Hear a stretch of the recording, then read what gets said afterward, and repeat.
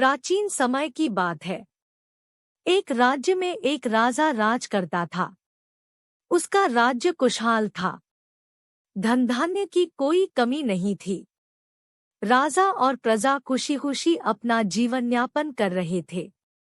एक वर्ष उस राज्य में भयंकर अकाल पड़ा। पानी की कमी से फसलें सूख गई।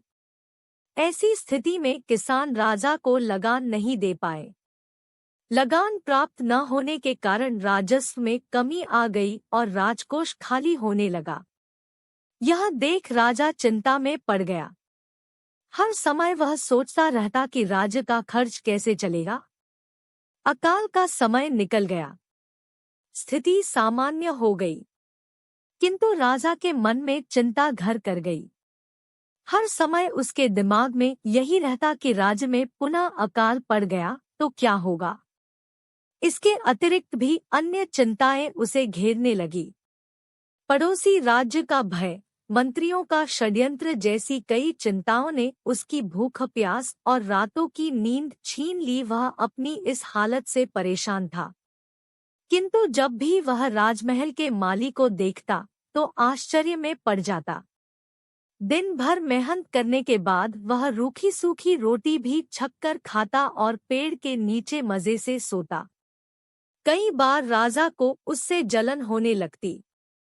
एक दिन उसके राजदरबार में एक सिद्ध साधु पधारे। राजा ने अपनी समस्या साधु को बताई और उसे दूर करने सुझाव मांगा। साधु राजा की समस्या अच्छी तरह समझ गए थे।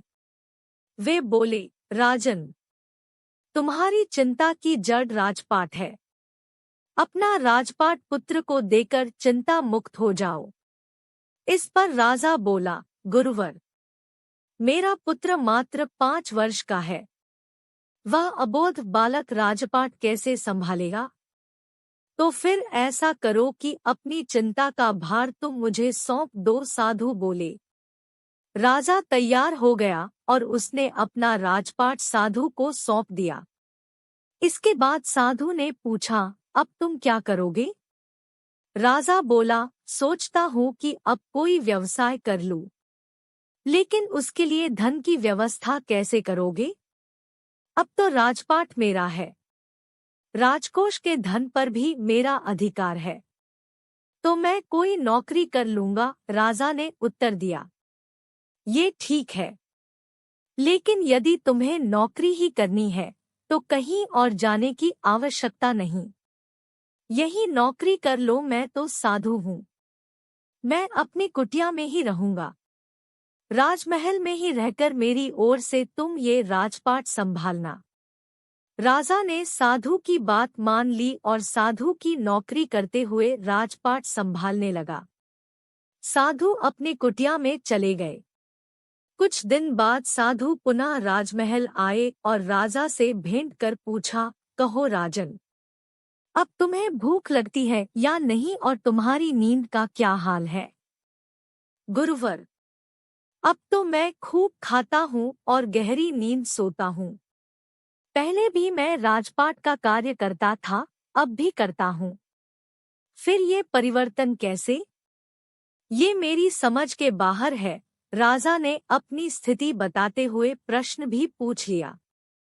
साधु मुस्कुराते हुए बोले, राजन, पहले तुमने काम को बोझ बना लिया था और उस बोझ को हर समय अपने मानस तल पर ढोया करते थे। किंतु राजपाट मुझे सौंपने के उपरांत तुम समस्त कार्य अपना कर्तव्य समझकर करते हो, इसलिए चिंता मुक्त हो।